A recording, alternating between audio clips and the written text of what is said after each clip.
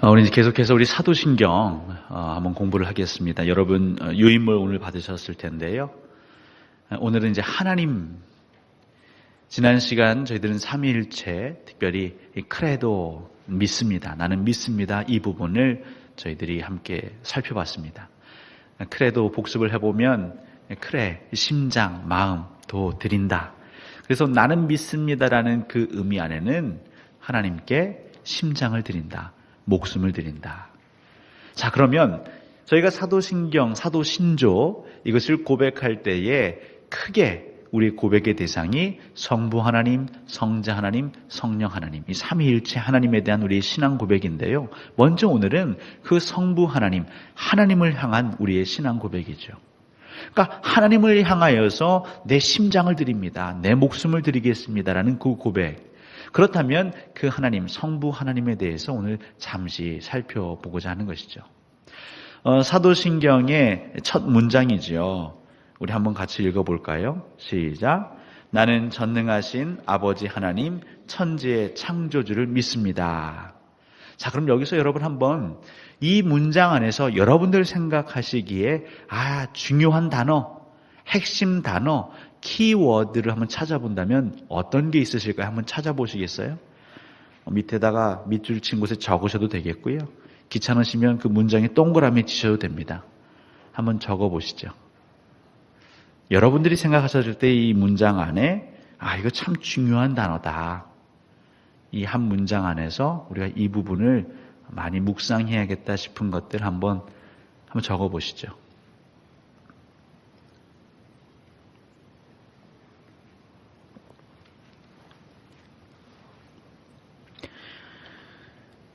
물론 나도 매우 중요하고 믿습니다. 근데 이건 지난 시간 했으니까 그걸 빼고 한 3가지 정도 적어보시면 뭐가 나올까요? 여러분 처음에 뭘 적으셨습니까? 전능하신. 그리고 두 번째로는 뭐가 있을까요? 아버지. 또 3번째는요? 천지의 창조주. 그러니까 뒤에는 다 하나님이 붙어 있는 거죠. 전능하신 하나님, 또 아버지 하나님, 천지의 창조주 하나님. 그러니까 아무튼 이 앞에 있는 전능하신 아버지, 천지의 창조주. 우리가 읽은 이 첫 문장 안에서 핵심되는 단어라 할 수 있겠습니다. 그러면 이 전능하신 이것은 하나님이 어떤 분이신가를 우리에게 나타내주고 있는 단어이죠. 그러니까 하나님의 속성 혹은 하나님의 성품이라고 할 수 있겠습니다. 그러니까 우리의 사도신조, 사도신경 첫머리에서는 하나님의 속성과 성품을 담고 있는 것이죠. 또 두 번째, 아버지. 그럼 하나님은 우리와 어떤 관계이신가? 이걸 담고 있는 거죠. 아버지 하나님이라고 할 때는 하나님과 우리의 관계. 그다음 마지막 3번째, 천지의 창조주라고 할 때는 하나님은 어떤 일을 하시는가? 하나님은 어떤 일을 하셨는가? 하나님의 사역을 담고 있는 것이죠. 그러니까 이 문장 안에는 하나님의 속성과 성품을 담고 있고 하나님의 사역을 담고 있고 무엇보다 중요한 건 그 속성을 가지시고 사역을 하시는 그 하나님과 나와 우리와 어떤 관계인가를 담고 있는 신앙 고백이다. 이렇게 저희들은 분석해 볼 수 있겠습니다. 그럼 먼저 하나님의 이 속성을 좀 살펴보겠습니다. 하나님의 속성은 크게는 2가지로 우리가 나눠볼 수 있는데요. 하나는 공유적 속성이고 또 다른 하나는 비공유적 속성입니다. 얼마 전에 드라마 도깨비의 공유가 나왔죠. 그런 공유가 아니라 인간이 함께 느낄 수 있는 속성이 있고 함께 경험할 수 있는 속성이 있고 인간은 정말 상상도 할 수 없는 그런 속성이 있다는 것이죠. 그럼 먼저 공유적 속성, 그래도 우리 인간이 흉내내 볼 수 있는 하나님 은혜 주시면 맛볼 수 있는 그 하나님의 속성에 무엇이 있는가? 유인물 보시면 첫 번째 무엇이 있습니까? 거룩하심이 있죠. 거룩하심. 내가 거룩하니 너희도 거룩할지니라. 물론 우리의 힘으로는 할 수는 없지만 하나님 은혜 주시면 우리도 거룩을 맛볼 수 있습니다. 이 거룩의 1차적인 의미는 아시죠? 분리, 이제 구별되는 것이죠. 특별히 무엇으로부터 분리되고 무엇으로부터 구별되는 게 거룩일까요? 철저히 악에서부터, 죄에서부터 구별되는 것, 분리되는 것이 거룩일 것입니다. 그래서 이걸 좀 적극적으로 이 거룩의 의미를 살펴보자면 본질적이고 완벽한 순결, 정결함이죠. 그러니까 완전한 그 정결함, 이것이 거룩이다. 그러니까 이 거룩을 우리의 힘으로 이루어낼 수 없다는 것이 성경의 가르침이죠. 우리의 행위로는 이 거룩을 닮아갈 수 없습니다. 그래서 저희는 이 사순절을 묵상하면서 주님, 예수님, 제발 저를 정결케 해주십시오. 저를 깨끗게 해주십시오. 저를 주 예수 그리스도의 보혈로 씻어주십시오라고 기도하는 것이죠. 무엇보다 죄 가운데 있을 때 에덴 동산에서 아담이 죄를 알기 이전에는요, 그 동산을 참 편안하게 오가고 지냈습니다. 근데 죄가 들어가면서 그 아담과 하와 마음에 무엇이 찾아왔냐면 두려움입니다. 부끄러움입니다. 수치스러움입니다. 그러니까 여러분, 우리가 거룩함 가운데 거하면 그건 무엇을 의미하냐면 우리 마음에 두려움이 사라진다는 것이죠. 왜? 죄로부터 분리되니까요. 죄로부터 구별되니까요. 죄의 싹은 무엇입니까? 사망이죠. 사람에게 있어서 가장 큰 두려움은 죽음에 대한 공포, 두려움이죠. 어둠에 대한 공포이죠. 근데 그 죄로부터 구별되면 우리는 그 안에서 평강을 누릴 수 있겠죠. 아무튼 하나님의 그 공유적인 속성, 우리 역시도 본받고자 또 노력하는 속성은 거룩이다. 하나하나 다 할 수 없고 대표적인 건 몇 개 하는 것입니다. 그 다음, 이 의로우심, 공의, 의, 하나님의 의라고 하는 것인데요. 이것은 하나님의 거룩하심이 어떻게 나타내는 것, 표현되고 표출되는 것이 하나님의 의로 표현되는 것이죠. 그 하나님의 순결, 하나님의 정결하심, 하나님의 완전하심, 그 죄로부터 완전히 독립된 그 하나님의 거룩하심이 드러나는 것이 의로움이다.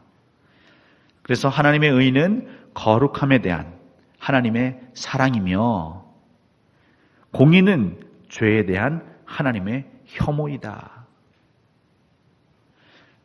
그러니까 하나님의 의, 그 거룩함에 대한 사랑, 그 거룩함을 사모하고 그 거룩함을 위해서 날마다 가까이 가려고 하는 그 열정, 그것이 의로움이다. 그러니까 저희들이 생각하는 의는 보통 도덕적인 사람, 윤리적인 사람, 어떤 법칙을 잘 지키고 규칙을 잘 지키는 사람. 근데 하나님은 그 거룩함을 향한 순수한 사랑과 열정이 의로움이라고 우리에게 힌트를 주십니다. 고로 우리가 의로운 자가 되고 싶다면, 정말 의인이 되고 싶다면 우리의 행위가 아니죠. 우리가 무언가를 잘 했기 때문이 아니라 그 거룩함을 향한 우리의 열망, 그 하나님의 온전하심을 담고자 하는 우리의 그 초심, 처음 사랑, 첫사랑, 이것이 하나님 보시기에는 의로움이라고 할 수 있겠습니다. 더불어서 하나님의 공의의 하나님, 우리가 이걸 또 간과할 수 없죠. 그것은 그 죄에 대한 혐오이다. 그러니까 성령 충만한 그리스도인들은 내가 원해서가 아니라 하나님의 은혜 주시다 보니까 무엇에 대해서, 어둠에 대해서, 죄에 대해서 거리껴지는 마음이 생기는 것이죠.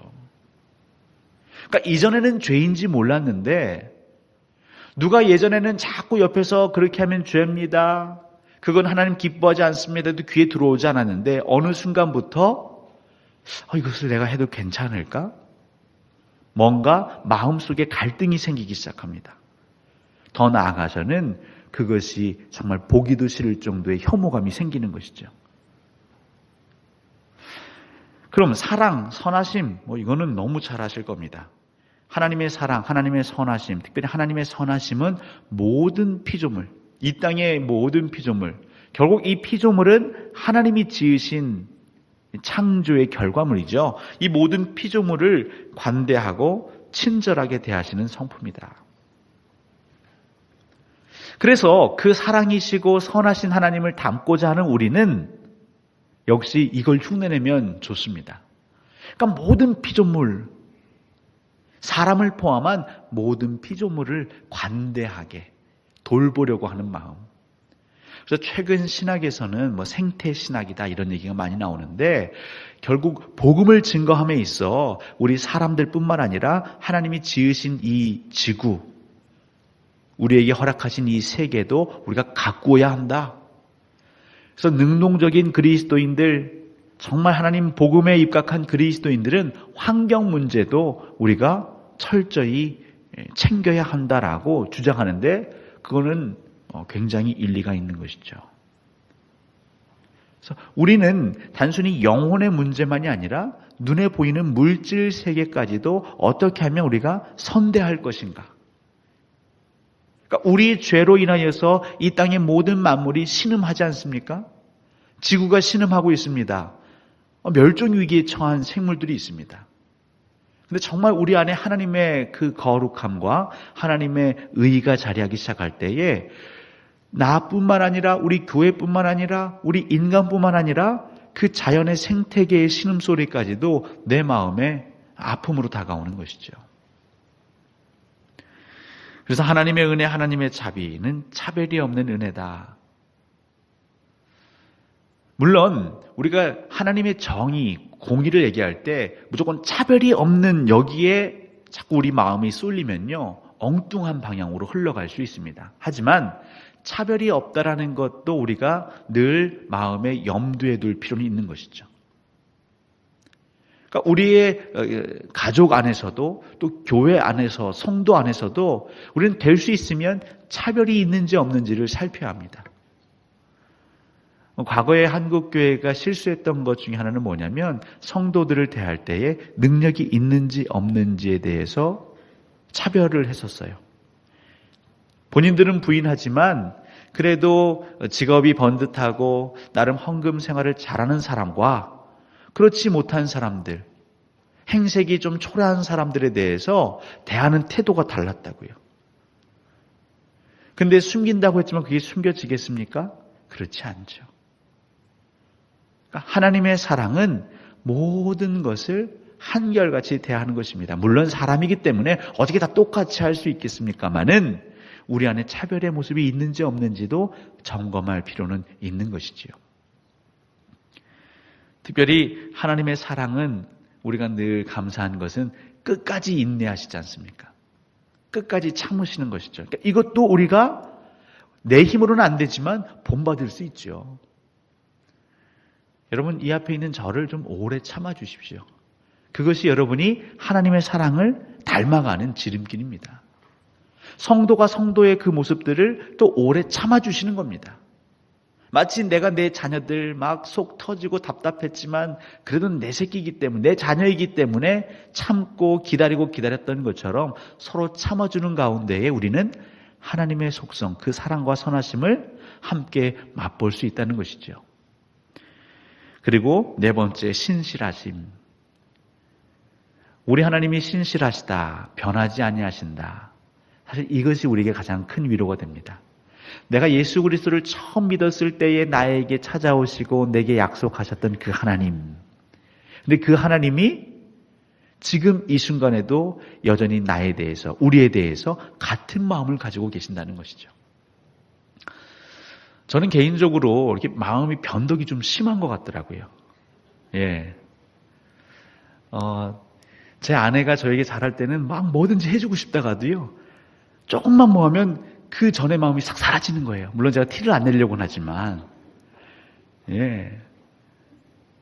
그런데 우리 하나님은 신실하시고 변함이 없으셔서 우리가 아무리 미운 짓을 해도 처음 그 드셨던 마음, 다짐했던 그 마음, 내가 이 백성을 지키고 인도하고 보호해야겠다는 그 마음을 조금도 흐트러짐 없이 간직하신다는 것이죠. 근데 우리 사람은 그렇습니까? 이쁜 짓 하면 더 주고 싶다가도 그 마음이 채 가시기도 전에 좀 미운 짓 하면 얼른 그냥 걷어들이는 제가 대표적인 인물입니다. 여러분 기도를 많이 해 주십시오. 근데 우리 하나님은 변하지 아니하신다. 그렇기 때문에 우리가 기댈 수 있는 것이죠. 변하지 않기 때문에. 더 나아가서 우리 하나님을 우리가 피난처라고 하고 피할 바위라고 하는 것은 거기에 기인하는 것 같습니다. 결국 이 현대인들은요, 어떤 것이 제일 힘드냐면 믿을 데가 없는 거죠. 세상은 자기들에게 유리하면 막 감싸 안고 함께 하려고 하지만 불리한 순간 내팽개치죠. 그냥 입에 달면 삼키고 쓰면 뱉어버리는 것입니다. 심지어는 가정에서도 그런 것 때문에 상처받는 이들이 있고요. 뭐 직장은 말할 것 없고요. 그런데 교회라는 곳에 와봤더니 이 교회는 내 행위로 인해서 그렇게 영향받지 않고 늘 사랑해주고 기대해주고 기다려주고 함께 해주려고 하는 그 모습, 변하지 아니하려고 하는 그 하나님의 속성을 담고 있다면 그 마음에 공고한 현대인들이 이곳에 와서 피할 바위처럼 하나님의 그 안식을 누릴 수 있겠죠. 그래서 교회는 그런 의미에서 우리가 항상 신실함도 유지해야 한다. 그러니까 이런 부분들은 얼마든지 하나님의 공유적인 속성으로 우리도 맛볼 수 있는 것들이죠. 근데 우리가 아무리 은혜를 구하고 아무리 성령 충만한다 해도 근처에도 갈 수 없는 비공유적 속성들이 있습니다. 그 첫 번째가 무엇입니까? 이 자존성, 스스로 존재하시는 거죠. 나는 스스로 있는 자니라. 하나님은요, 어떤 것에도 의지하거나 혹은 방해받지 아니하시는 분이십니다. 그러니까 영원 전부터 영원까지 그냥 그분은 스스로 계신 분이십니다. 그러니까 그분의 기원에 대해서 저희가 알 턱이 없습니다. 그것은 저희가 흉내내려고 해도 흉내낼 수가 없는 것이죠. 궁극적 실제입니다. 만물에 대해서 독립적이시고 또 모든 만물이 하나님을 통해서 존재한다는 뜻이죠. 그러니까 만물이 하나님에게 어떤 영향을 줄 수 없다는 것이죠. 궁극적인 실제. 더 나아가 부족함이 없으시다. 그러니까 피조물에 의해서 우리 하나님께 뭔가 더하거나 뭘 뺄 수가 없는 것이죠. 그러니까 이 부분이 기독교 우리 신앙 안에 하나님의 아주 고유한 특성입니다. 그러니까 우상 숭배하는 이방 종교들은 그 신을 달래기 위해서 뭘 하냐면 재물을 갖다 바치지 않습니까? 근데 우리 하나님은 완전하신 궁극적인 실제이시기 때문에 우리가 뭘 더하고 뭘 한다고 해서 영향을 받지 않으시기 때문에 사실 우리에게 어떤 그런 의미에서의 제사를 원하시는 게 아니죠. 재물을 원하시는 게 아니죠. 어떤 사람들은 하나님은 피를 요구하신다고 하는데요. 그런 뭔가를 우리에게 갈취해 가려고 하는 하나님이 아니십니다. 뭐 헌금 역시 마찬가지고요. 우리의 헌신, 봉사 마찬가지입니다. 하나님이 부족해서 우리에게 말씀하시는 게 아니라는 거죠. 동시에 우리도 착각하면 안 됩니다. 하나님이 뭔가 부족하기 때문에, 교회가 뭔가 부족하기 때문에 우리가 하나님께 또 교회에 드리는 게 아니라 우리는 철저히 하나님이 주신 그 은혜에 감격하고 감동하여서 무엇으로 그 하나님께 보답할 수 있을까는 자원하는 심령으로 내어놓는 것입니다. 그래서 그것이 많고 적음에 좌우되지 않는 것이죠. 그 마음, 그 중심을 보시는 것이죠. 근데 우리 기독교 안에도 사실은 이것이 한국 땅에 들어왔기 때문에 이 토착화가 이루어지면서 옛날 우리의 종교 관념들, 지성이면 감천이고 뭔가 우리가 채워 넣어야 할 것처럼 느껴지는, 그러니까 그 부분을 항상 우리 안에서 비워낼 필요가 있죠. 내 행위가 아니라 오직 믿음으로, 그 하나님을 향한 철저한 신뢰로 하나님을 기쁘시게 할 수 있다. 근데 사람은 그 마음이 있는 곳에 물질이 있고 시간이 있는 것 아니겠습니까? 그러니까 우리 마음을 표현하는 것입니다. 여러분, 헌신은, 봉사는 내 마음을 하나님께 표현하는 것이지, 하나님께 뭔가 좀 드리면서 우리가 이렇게 막 재려고 하는 게 아니죠. 표시내려고 하는 게 아니죠. 헌금 특히 마찬가지입니다. 여러분 마음 가운데 하나님 마음 주시면 그걸 하나님께 올려드리는 것이 헌금인 것입니다. 그러니까 그것을 헌금을 하나님께 한 것이기 때문에 우리는 그것으로 끝나는 거죠. 여러분 웃지 못할 얘기들이 많지 않습니까? 이 교회들 분쟁하는 교회들 가보면요. 어떤 분들은 그 목사님한테 찾아서 그런데요. 당회한테 와서 그런데요. 내가 지금까지 한 헌금 다 돌려주십시오라고 하는 분들이 있대지 않습니까? 이게 소설 같은 동화 같은 얘기가 아니라 지금 대한민국 땅에서 벌어지고 있는 일들입니다. 그러니까 하나님에 대해서 기본적인 우리의 생각과 관념이 제대로 정립되지 않았기 때문에 아무튼 우리 하나님은 자존하신 분이시다.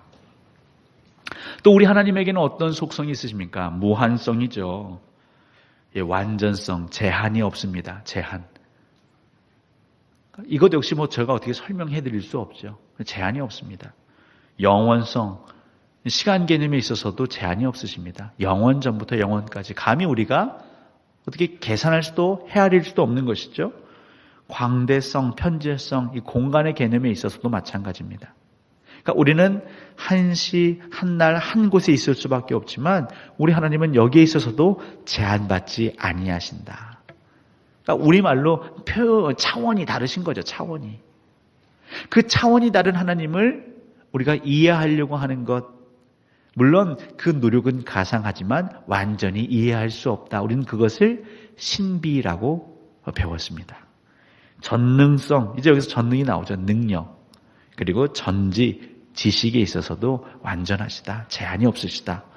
특별히 우리가 전능하신 하나님 그 속성이라고 할 때에 단순히 그냥 여기서 말하는 무한성의 전능만 얘기하는 것이 아니라 이 모든 것을 통칭한다고 보시면 되겠습니다. 또 우리 하나님은 항상성, 불변성, 변하지 않는 것, 항상 동일하심. 근데 우리 하나님의 항상 동일하심의 뒷페이지입니다. 또 감사한 건 무엇이냐면 그 하나님의 절대적인 성품은 변함이 없지만 특별히 이 땅의 피조세계의 인간들과 관계를 맺으실 때에 있어서는 우리의 수준에 맞춰서 조금씩 변화도 주시는 거죠. 그러니까 이것이 은혜죠. 하나님의 절대적인 완전한 모습으로만 우리에게 다가오지 아니하시고 그렇다면 하나님을 본 자는 살 수 없다고 했지 않습니까? 근데 우리를 아셔서 우리가 만날 수 있고 만질 수 있고 보고 들을 수 있도록 성육신 하시기도 하시고요. 또 보혜사 성령님을 통하여 그 성령 그 보혜사가 우리 안에서 역사할 수 있도록 얼마든지 하나님이 배려해 주시는 이 속성이 있습니다. 아무튼 절대 기준. 그래서 아무튼 우리가 하나님의 속성에 대해서는 이 정도로 보고요. 그 다음에 천지를 창조하신 창조주 하나님의 사역이라고 했죠. 그래서 하나님의 사역은요. 보통은 창조, 구속, 완성의 사역을 하시죠. 근데 지금 제가 괄호를 5가지 해놨단 말입니다.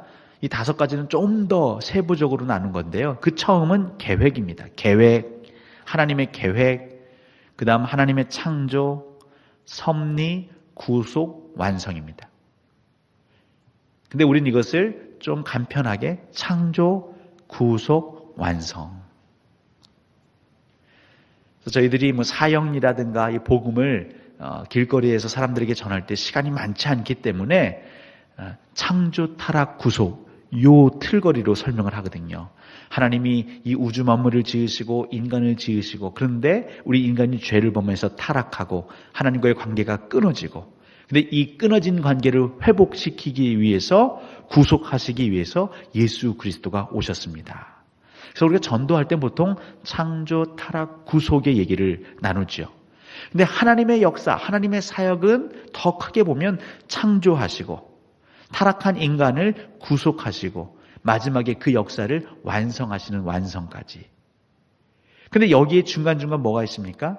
창조 이전에 하나님의 계획이 있었다는 것이죠. 그러니까 우리가 예정설, 예정론 얘기할 때 하나님의 섭리, 하나님의 계획, 하나님의 뜻, 하나님의 목적이 이미 오래전부터 영원전부터 있었다. 이건 하나님의 그 무한성과 관계되는 것입니다. 전지전능과 관계가 되는 것이죠. 아무튼 그 계획이 있었고 그 계획 안에서 창조가 이루어지고 또 그 타락한 인간을 향한 구속이 이루어지고 근데 그 가운데의 역사 안에서 일하시는 섭리, 마지막에 완성. 자, 그래서 오늘은 이 두 가지를 봅니다. 계획과 창조를 보는 것이죠. 왜냐하면 이 섭리와 구속은 이제 성자 예수 그리스도의 부분에 가면 더 구체적으로 나오기 때문입니다. 자, 계획 혹은 작정이라고도 합니다. 작정. 여호와 하나님의 작정하심. 우리 보통 그렇게 기도도 하는데요. 이것은 다른 말로는 뜻, 경륜, 목적이라고도 우리가 표현할 수 있겠습니다. 하나님의 뜻이 무엇입니까? 하나님의 계획이 무엇입니까? 하나님의 목적이 무엇입니까?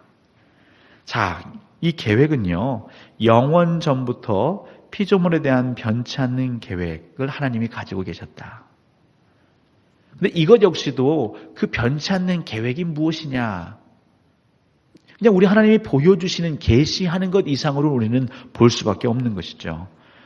특별히 무엇도 포함되냐면 악한 행동까지도 하나님의 계획에 포함된다. 이게 하나님이 일부러 악을 만드셨다. 악한 일들이 벌어질 수 있도록 그 시간과 때를 정해놓으셨다. 이렇게 이해하지 마시고요. 이 악이라는 것도 죄라는 것도 하나님의 계획 작정을 벗어날 수 없다. 그 범주 안에 있다라는 것입니다. 그러니까 저는 이것을 완전히 설명드릴 수 없지만 어떻게 접근하고자 하냐면 우리가 수학을 풀 때에 경우의 수 이런 게 있습니다. 어떤 조건일 때에 어떤 답을 찾아가는 어떤 그런 경우의 수. 그러니까 하나님은요 모든 전지전능하시고 무한하시고 완전하시기 때문에 사실 이 피조 세계에서 벌어질 수 있는 그 모든 경우의 수를 다 섭렵하고 계신 것이죠. 쉽게 말해서 우리의 자유의지를 가지고 우리가 어떤 선택과 어떤 결정을 하더라도 거기에 대한 모든 대비책이 완전히 갖추어져 계신 거죠. 교회에서 행사를 할 때, 야외 행사를 할 때, 저도 수련회 같은 거 해보는데요. 크게는 이제 두 가지 기획안을 가지고 있어야 되거든요. 야외 행사면 날씨가 좋았을 때, 또 날씨가 좋지 않았을 때, 이 경우의 수. 그래서 갑자기 바람이 불거나 비가 오면 우리가 또 다른 준비한 것을 얼른 바꿔야 되지 않겠습니까?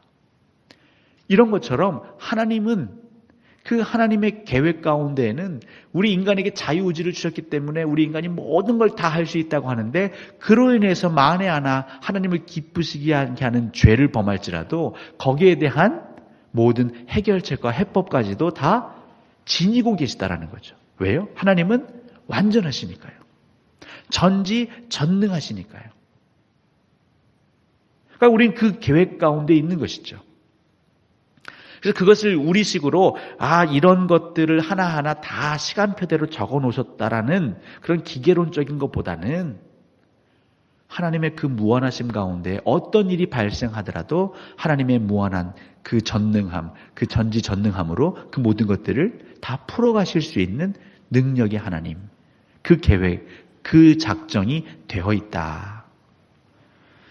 하나님의 계획은 무조건적이고 주권적이다. 이건 무슨 말일까요? 무조건적이다. 그러니까 인간에 의해서 영향받지 않는다는 것입니다. 인간에 의해서 영향받지 아니하고 또 인간의 공로나 선행이 하나님의 어떤 주권에 영향을 미칠 수 없다는 것이죠. 하나님의 계획에 영향을 미칠 수 없습니다.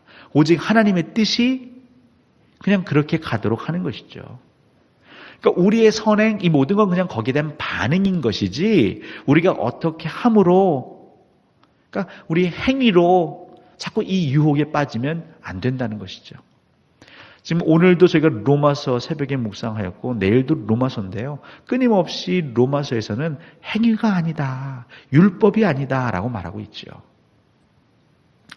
하나님의 계획은 하나님의 성품과 일치한다. 그래서 하나님의 성품, 저희가 공유적 속성, 비공유적 속성. 그래서 인간이 경험할 수 있는 것, 경험할 수 없는 것 이렇게 나눈 것처럼 이 하나님의 계획에도요. 저희가 이해할 수 있는 영역이 있고 저희가 완전히 이해할 수 없는 영역이 있다 이 말입니다.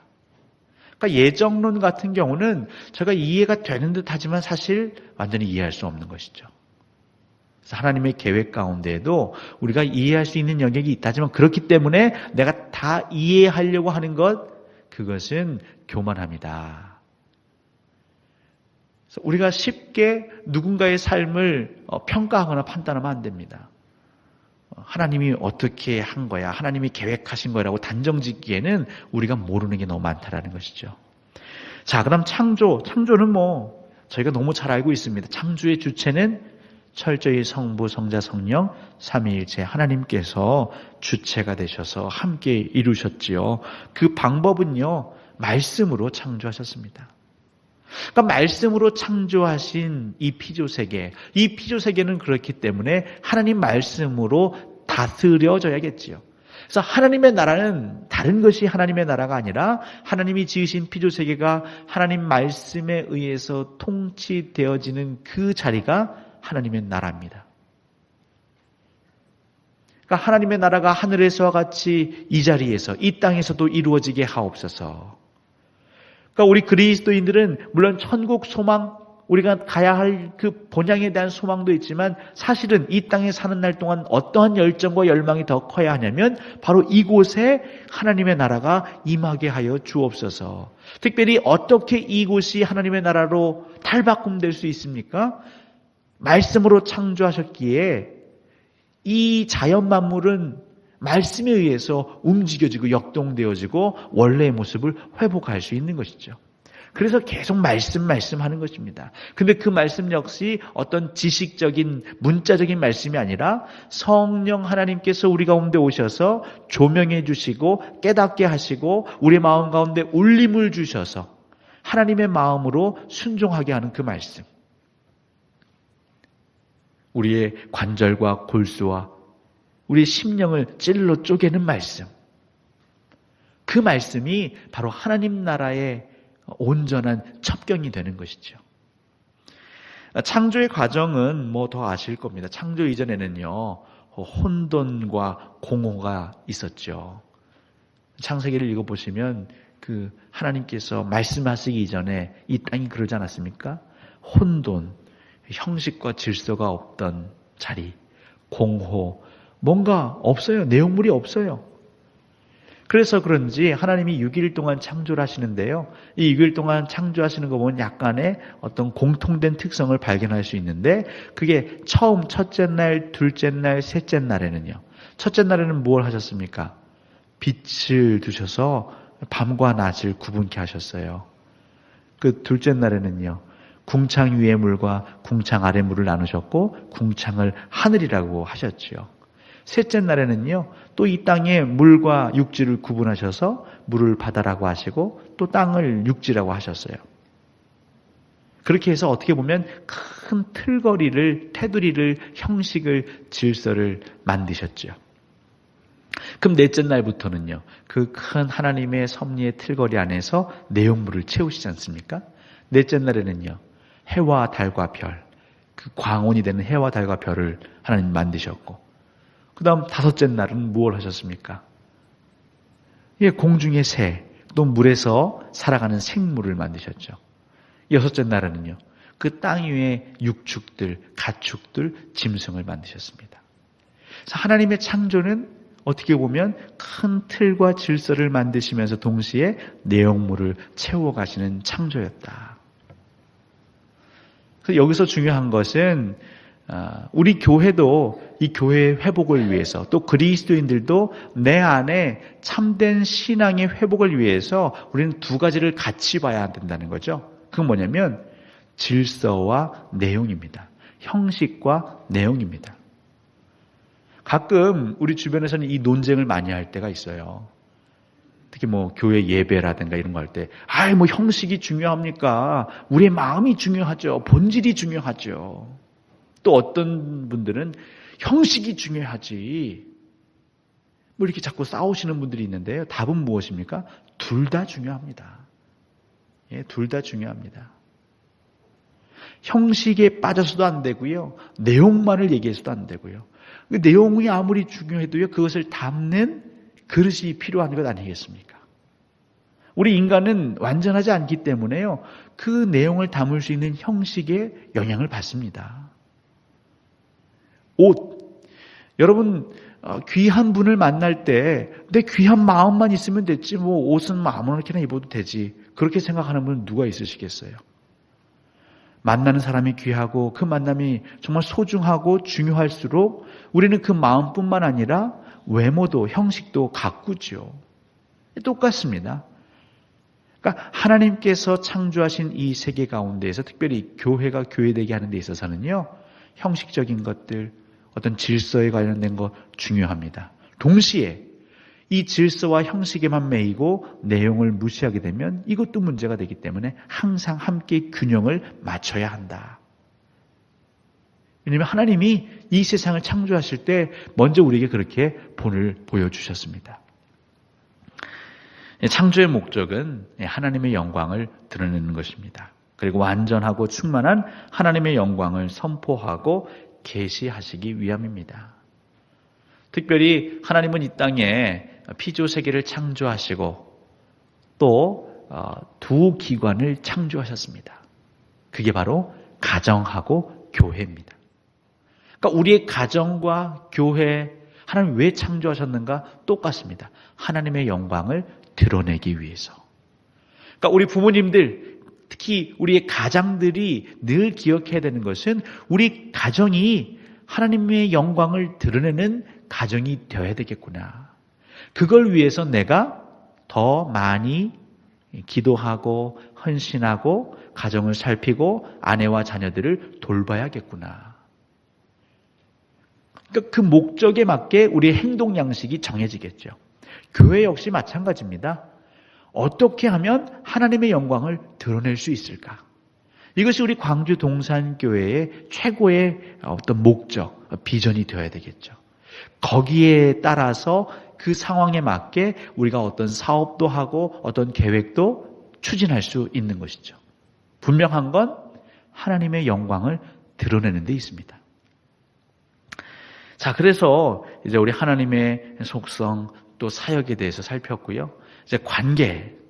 이 부분은 우리 성도님들 너무너무 잘하고 계시기 때문에 다른 게 아닙니다. 하나님은 아버지시고 그럼 하나님을 아버지라고 부르는 저희들은 하나님을 아버지라고 고백하고 믿는 따르는 저희들은요. 아들이 되겠죠. 이 관계 설정이죠. 그래서 호칭이 중요한 것입니다. 그래서 여러분 힘드셔도 하나님을 아버지라고 부르는 연습 필요합니다.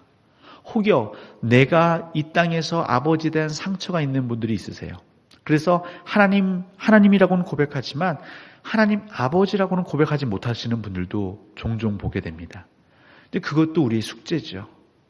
그러니까 하나님을 아버지라고 느낄 수 있을 때의 그 친밀함이 있는데 그걸 누리지 못하면 또 신앙의 중요한 축을 놓치게 되는 것입니다. 그래서 하나님 아버지 호칭이 이 부르는 마음도 중요하지만 부르는 내용 이것도 하나의 형식인데 그것도 매우 중요하다는 것이죠. 특별히 관계의 정도에 있어서는 사실 저희들은 내재하시는 하나님, 그러니까 우리가 경험할 수 있는 하나님에 대해서는 종종 우리가 느끼지만 동시에 하나님을 알고자 하는 더 깊은 마음이 있으다면 그 초월하신 하나님에 대해서도 늘 묵상하셔야 된다는 거죠. 여러분이 힘들 때 또 여러분을 찾아와 주지 않고 여러분을 홀로 두시는 것 같지만 그럼에도 불구하고 우리 마음 가운데에는 초월하시는 하나님, 말씀하시고 그것들을 변치 않고 이루어 가시는 신실하신 하나님에 대한 믿음이 확고히 있어야 되는 것입니다. 아들의 지위에 대해서는 결국 우리는 종이 아니죠. 이제 더 이상 종이 아닙니다. 아들이지요. 그래서 자유함이 있는 것입니다. 하나님 우리를 아들 삼으셨기 때문에 우리의 보호자 되시는 하나님이 우리를 돌보신다는 것입니다. 여기에 대해서도 여러분 확신을 가지십시오. 여러분들 내가 믿습니다. 하나님을 믿습니다 할 때는 하나님이 나를 돌보실 줄 믿습니다. 돌보시고 계심을 믿습니다. 그러니까 그 믿음이 있으면 두려움은 떠나가겠죠. 염려와 근심은 떠나가겠죠. 동시에 우리가 아들이기 때문에 우리가 잘못 비뚤어 갈 때에는 회초리도 드십니다. 더 나아가서 사명. 단순히 우리는 종도 아니고요. 어떤 일꾼도 아닙니다. 아버지의 일이 우리의 일이기 때문에 함께 그 나라를 꿈꿔가는 사명이 필요한 것이죠. 나는 전능하신 아버지 하나님, 천지의 창조주를 믿습니다. 여러분들이 신앙 고백하실 때에 하나님의 속성에 대한 고백, 하나님의 완전하심과 그 무한하심, 하지만 그것이 너무 동떨어져 있는 초월하신 하나님만이 아니라 때로는 내가 경험할 수 있는 내재적인 하나님으로서 그 속성은 우리 역시도 닮아가기로 내가 헌신하겠습니다. 제가 거룩하기 위해서, 의롭기 위해서 하나님의 사랑과 선하심과 신실하심을 제가 닮아가도록 제 생명을 내어놓겠습니다. 특별히 하나님의 사역, 계획하시고 창조하시는 사역, 그 계획하심을 우리가 흉내낼 수 없지만 그 창조의 사역 역시 우리가 닮아갈 수 있죠. 여러분에게 맡겨놓으신 가정, 일터, 교회, 이 나라, 계속된 하나님의 나라 통치, 그 말씀으로 새로운 창조가 필요한 것입니다. 그런데 이것들을 이루어감에 있어서 우리가 하나님의 아들이기 때문에, 하나님이 우리를 돌보시고 우리가 감당할 수 있는 힘을 주시기 때문에 우리는 반드시 이것을 이룰 수 있고 또 이루어가야 하는 것이죠. 이건 선택이 아니라 반드시 해야 할 우리의 사명이 되겠습니다. 예수님 말씀하시죠. 아버지께서 일하시기에 나도 일한다. 근데 예수님이 하신 일은 무엇이냐면 십자가를 지시는 일이었습니다. 그것은 선택이 아니라 그가 해야 할 사명이었습니다.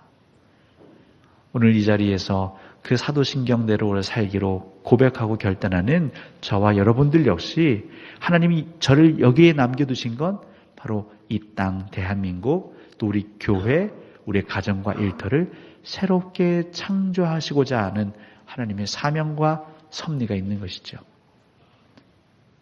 우리가 이 삶을 또 내일부터 멋있게 살아가기를 우리 함께 기도하며 나아갔으면 좋겠습니다.